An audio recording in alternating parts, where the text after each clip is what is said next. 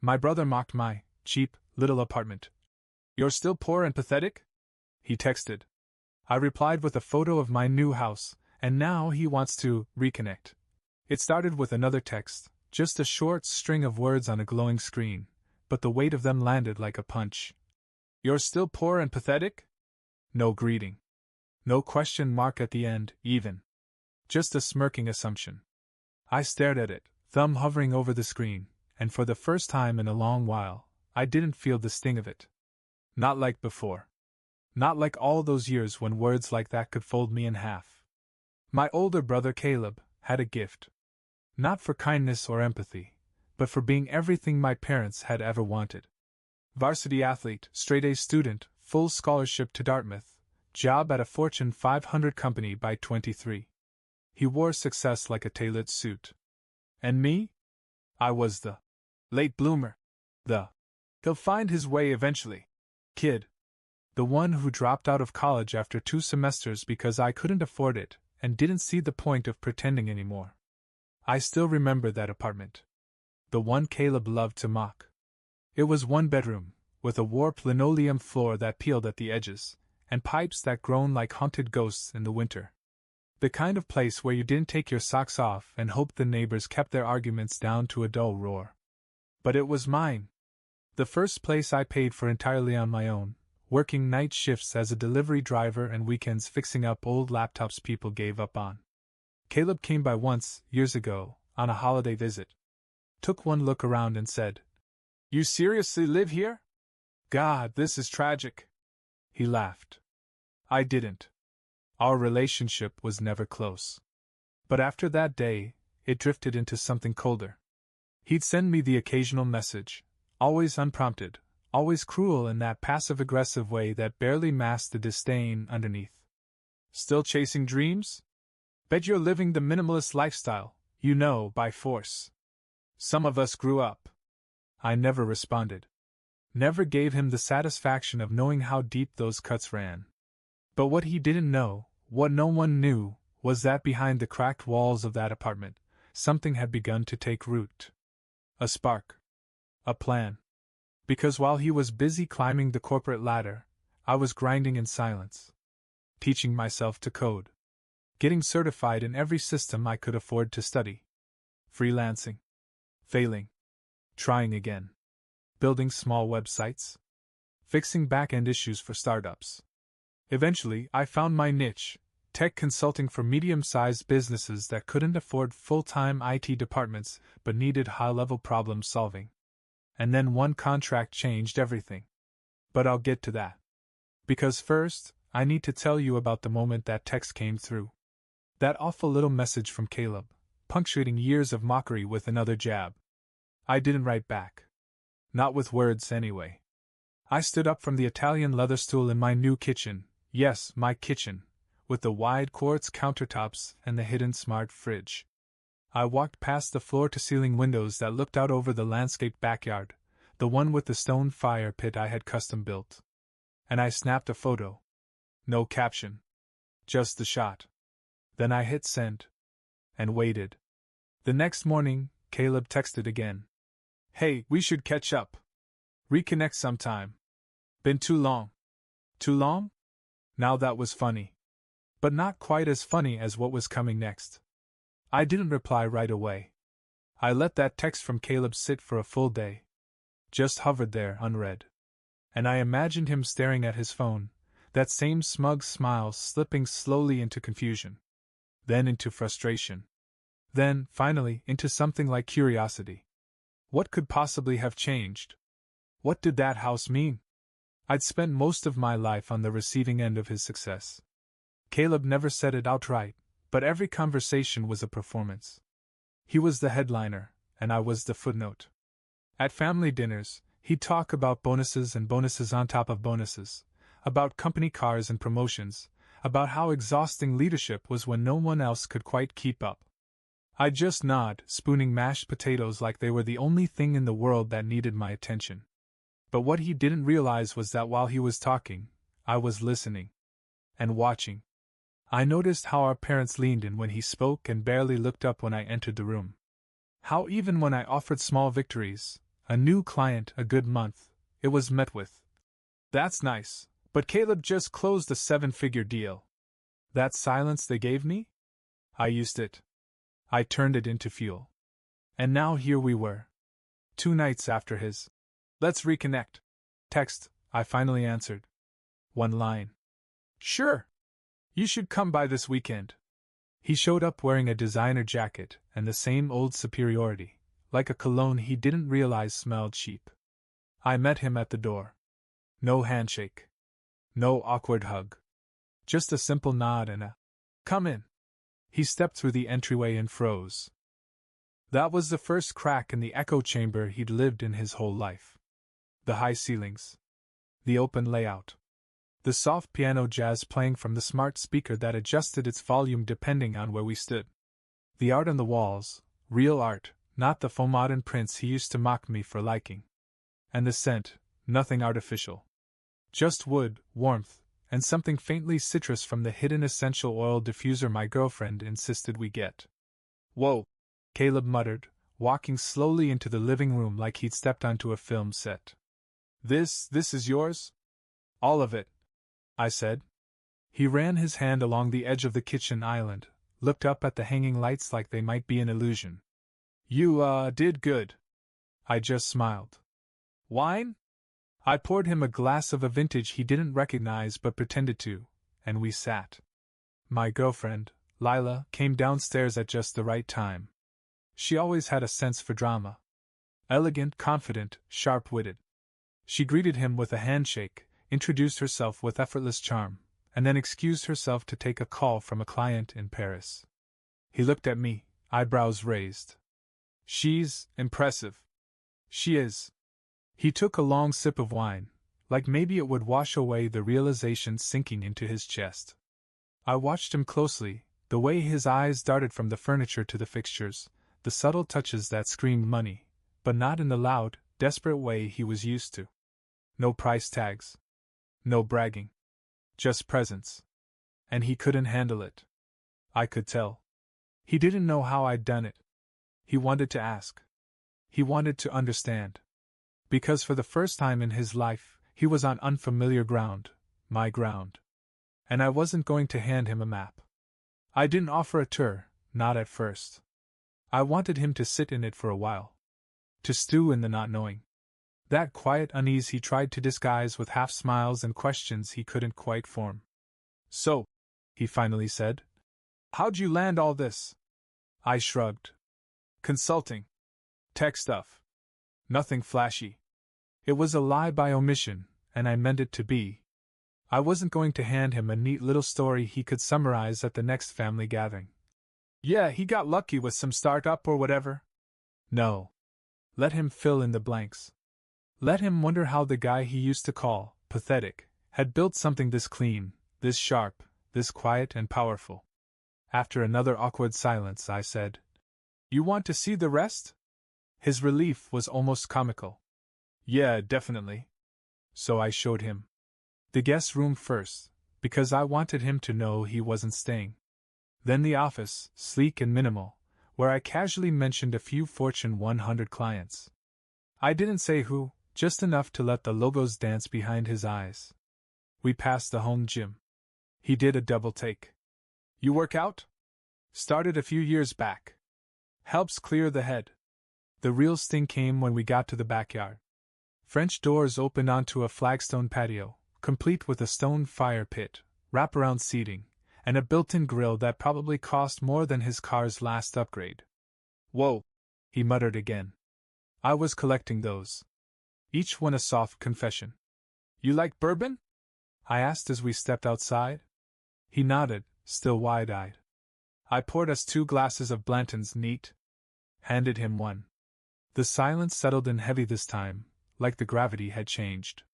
He wasn't sure how to carry himself anymore. So is this like a recent thing? He asked. Or have you been doing well for a while? I looked at him, long and even. Let's just say, it's been building. Quietly. He nodded, slowly. Then something flickered in his eyes. Guilt? Envy? Maybe both. I didn't press. I didn't need to. Because every polished corner of that house, every detail he saw, was saying the thing I wouldn't. I made it. Without you. In spite of you. He just didn't know what was coming next. We sat out back, sipping bourbon under the soft wash of golden string lights. It should have been peaceful. In any other life, with any other history, maybe it would have been. But Caleb was fidgeting. He kept glancing around, eyes landing on details he didn't want to acknowledge: the sunken hot tub, the subtle hum of hidden speakers playing jazz, the small glass sculpture near the garden that I knew he would mistake for just decoration, but had cost more than his monthly rent back in college. "It's impressive," he said finally. "I mean, really." I let the compliment hang in the air without responding. I wasn't going to make this easy. Not for him. He tried again. "So, is this the life now? Fancy house, perfect girlfriend, expensive whiskey?" I turned toward him, slow and measured. "It's not perfect. Just mine." He nodded, then laughed softly. "Man, remember that apartment you had? What was it, 8 years ago? That place with the, what was it, duct tape on the window?" Ah. There it was. He couldn't help himself. "Yeah," I said. "You called it poverty chic." Sent me a care package with a single light bulb and a note that said, "For your dark little cave." He chuckled, like it was still funny. "I was just messing with you." "No," I said, voice low. "You weren't." He looked up, the smile faltering. I took another sip of bourbon and leaned back. "You weren't messing with me when you said I'd never make it. Or when you told Mom I was the family embarrassment. Or when you texted me, unprompted, out of nowhere, still poor and pathetic?" He swallowed. The air shifted. "I don't remember saying that," he muttered. I raised an eyebrow. "You do." We locked eyes for a long moment. "I'm not mad," I added. "Not anymore." That seemed to surprise him. "But let's be clear, I didn't build all this because of you. I built it in spite of you." His jaw tightened. He nodded once, sharply, like he'd just been hit, and wasn't sure how to respond. I stood up. "Come on. I'll show you the upstairs." I didn't have to look over my shoulder to know Caleb was following. His footsteps were slower now, deliberate, like he was walking through a museum he didn't understand. The upstairs hallway was lined with framed photos. Not of family. Not of childhood birthdays or graduations or Christmas mornings with matching pajamas. I never had those. Not really. Instead, the walls held moments I chose: a photo of me on the summit of Mount Hood, wind tearing through my jacket and a grin cracking my sunburned face. A candid of Lila laughing with her hand over her mouth, sunlight flaring behind her. And one shot of my old apartment, yes, the poverty chic one, but taken from a clever angle, the warm glow of a desk lamp spilling over a tangle of notebooks and computer parts. The caption below read, "Start here." Caleb paused there. "You framed this?" I turned. "Yeah." He blinked. "Why?" "Because it mattered." He didn't have a response. Just kept staring at it like it was a relic from a world he thought had burned down. We passed the guest bath. I let him glance at the marble counters, the rainfall shower, then into the master suite. Vaulted ceilings. A balcony overlooking the backyard. The walk-in closet Lila and I shared was bigger than the bedroom we used to rent together. He exhaled, low and long. "This is wild. I didn't think." "I know," I interrupted, not unkindly. "You didn't think I'd ever be anything." His eyes snapped to mine. "That's not fair. Isn't it?" He started to say something. Then stopped. This was the part he hadn't prepared for. He expected a tour, maybe some thinly veiled bragging, and a quiet reunion over drinks. He didn't expect to be held accountable. He didn't expect the past to have followed him up the stairs. But I had carried it. Every insult. Every offhand jab. Every time he smirked while I struggled. I didn't let it break me. I built around it. And now here he was, standing in the middle of everything he once said I'd never have. And we still hadn't even gotten to the real confrontation. That came next. We walked back downstairs, slower this time. He didn't speak, and I didn't fill the silence. I wanted him to feel it, not out of cruelty, but because some truths only land when there's space to hear them echo. When we reached the living room, he gestured toward the couch, but I stayed standing. He got the message and stayed on his feet too. I get it, he said, voice measured, like he was stepping carefully across broken glass. I said some stuff. Dumb stuff. But I didn't mean for it to get to you. I let out a breath, something between a laugh and a sigh. Caleb, you meant all of it. That's the thing. You didn't just say it once or in passing. You kept saying it. You enjoyed saying it. He opened his mouth to protest, but I raised my hand. No. Let me. He shut it. For years you made me feel small. Not because I was lazy or aimless or unkind, but because I didn't measure up to whatever metric you and Mom and Dad built your worth around. Grades. Prestige. Appearances. I took a slow step forward. You'd send those texts out of nowhere, like little reminders that I wasn't enough. Like you needed to keep me in my place. Still poor? Still pathetic? You remember those? He flinched. That was new. I never replied. I continued. Not because I didn't have anything to say, but because I knew anything I said would be dismissed, twisted, or turned into another punchline. I pointed around the room. This? I said, voice low. None of this was to impress you. I didn't build this house for revenge. I didn't get a successful career so you'd come calling. I did it because I had to. Because nobody was coming to save me. Least of all you. He nodded slowly, eyes on the floor. And now, I added, you want to reconnect? Because for the first time, you're the one looking up. You're not reaching out to mend anything. You're reaching out because the narrative you've lived in is finally cracking. And now you're not sure of who you are without being the successful one. He looked up, eyes wet but proud. That's not. Don't, I said. Please. Don't lie. Not here. We stood there for a long time. Just breathing. Then I said softly but clearly, I forgive myself for ever needing your approval. But I don't forgive you. Not yet. Maybe not ever. He swallowed hard. So what now? I walked over to the front door. Opened it. What now? I echoed. Now you go home. And sit with this. Like I sat with your words for years. He didn't argue. Didn't fight it. He just walked past me, stepped onto the porch, and turned one last time like he might still find the brother he remembered. But I wasn't there anymore. I closed the door. The door clicked shut behind him, and for the first time in years, I felt taller. Not because I had won anything, this wasn't a victory, not really, but because I had finally stepped out of the corner he had pushed me into my whole life. And stayed out? I stood in the hallway for a minute, listening. No movement. No voice on the other side. Just stillness.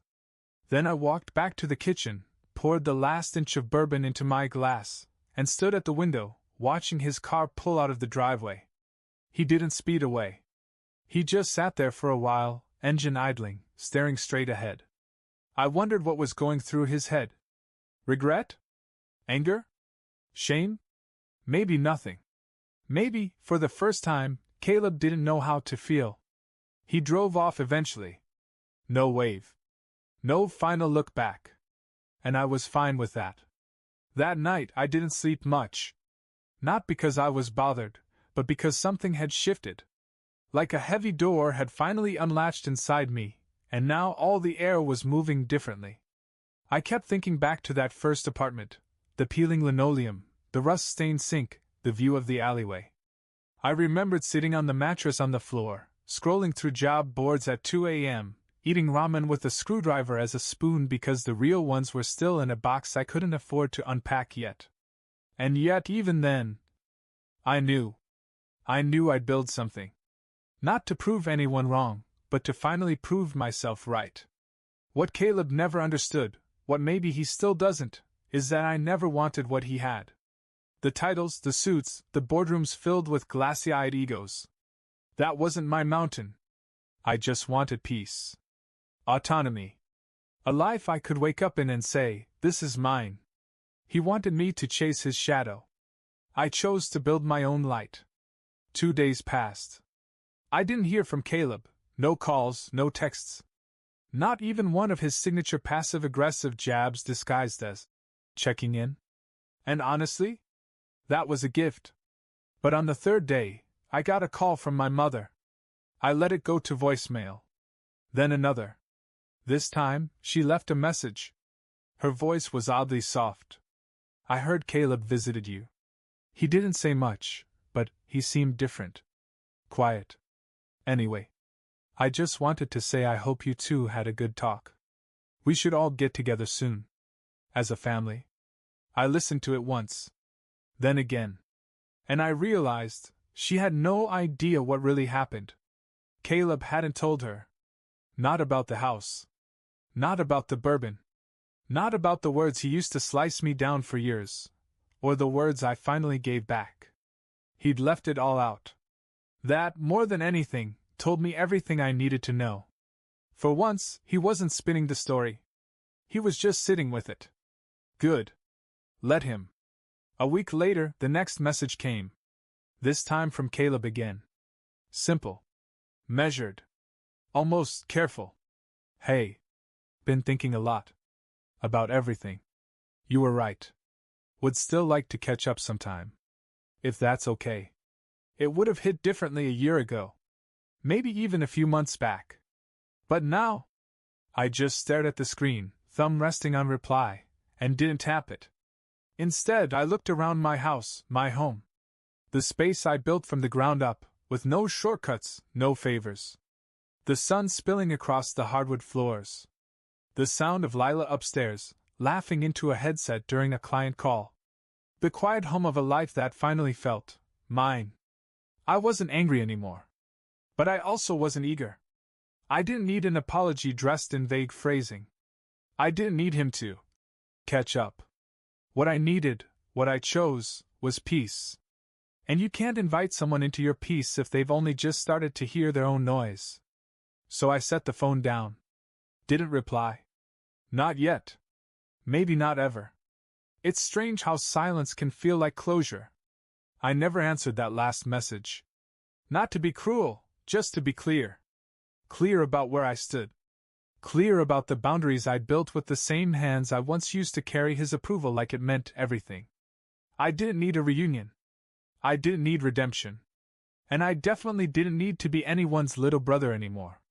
Some people outgrow their homes. Some outgrow the people who made them feel small. Me? I outgrew him. And that was enough.